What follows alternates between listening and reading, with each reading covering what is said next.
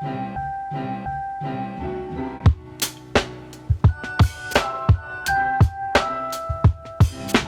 everyone, just wanted to give a quick overview of iOS 26 from my point of view. I'm sure you've seen so many reviews, so many people who are amazed with it, and I just want to say I'm sick of it.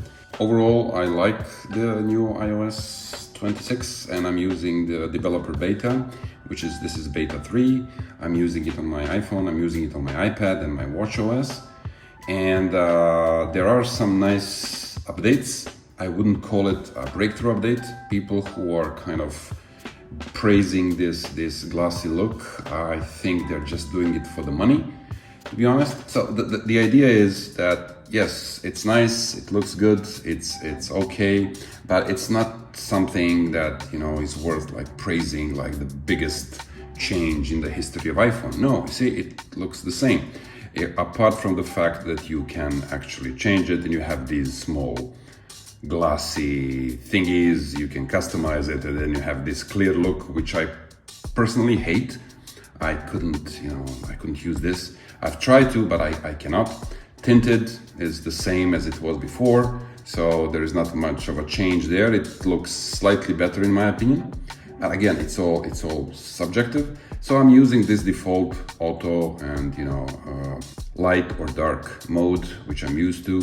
So basically what I want to say is iOS 26 is not a big deal. There are some good features and I'm going to show you the 5 ones which I feel they are useful. They're not a revolution or a breakthrough in no way, in my opinion.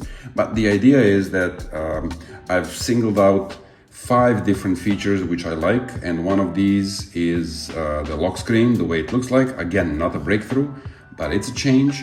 I prefer to have these widgets down there. I prefer that these are changeable options, which were also in iOS 18.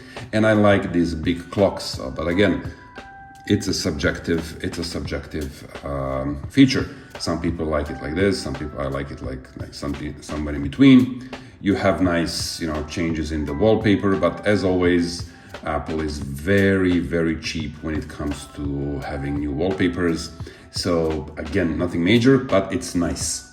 That's the best I can say. It's nice. And I prefer this down there. So this is something I like. So the first feature I like is the lock screen. Again, not a breakthrough. The second feature I like, and the second and the third feature is basically related to Apple Music. Now, the first one is the how it looks like. Okay, there is this change, again, glassy look, but for me, it's not a big change. It's just, a smaller change in UI, user interface, or whatever. What I actually like, what I think it's useful, are these pins that you can do now. Here, you can pin your playlists, your favorite ones. You can pin your artists, you can pin the favorite albums that you're listening to.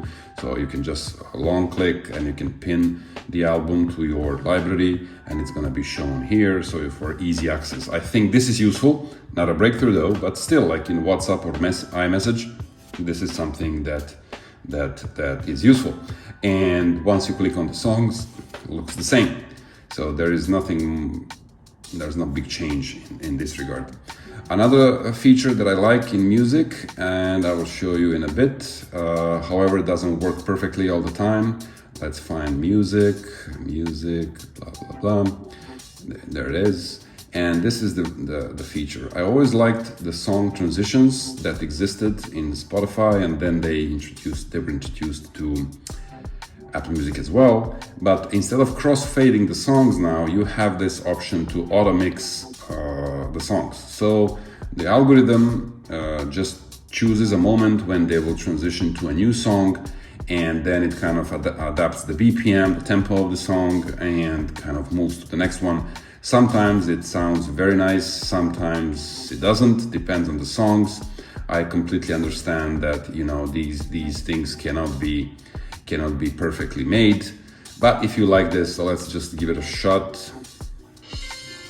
Let's try another one. So let's see this song, how it gets mixed. Hopefully it's gonna be mixed with something else now. It's starting to mix.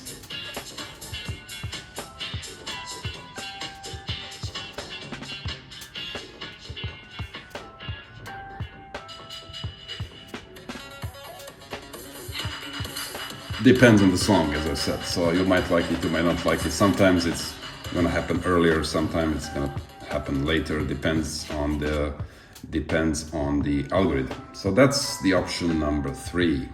Number 4, yeah, I have a lot of email accounts. So number 4 is the UI for messages, and this is something I prefer. So when the search and the compose buttons are below, so they're not on the top, especially if you have big screens. So I prefer to have them down there, so you can easily search, you can filter, and you can type, or you can create a new email. So this is something I like in the email, but also this is a feature that exists throughout the system. Even in your settings, you can find this search option down there. So I prefer that this has been changed in this way. The phone app has also been improved, something that I like, and I think it deserves a shout out, so to speak. So yeah, when I say default phone app, I say phone, but it shows FaceTime. It's still beta, so it kind of happens.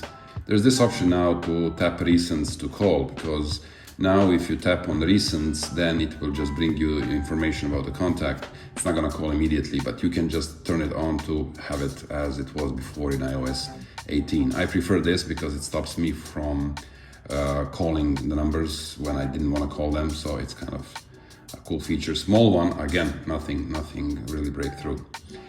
This is a good one where you have the option to detect call waiting. So if you are waiting on a bank call or something, you can just do something else and the phone will kind of remind you to go back to the call. You don't have to listen to the boring music that they play for you. Calls from unknown numbers, so it can screen automatically, and you will be asked for more information. So your device will ask them for more information, and then you will be able to see whether you want to take the call or not.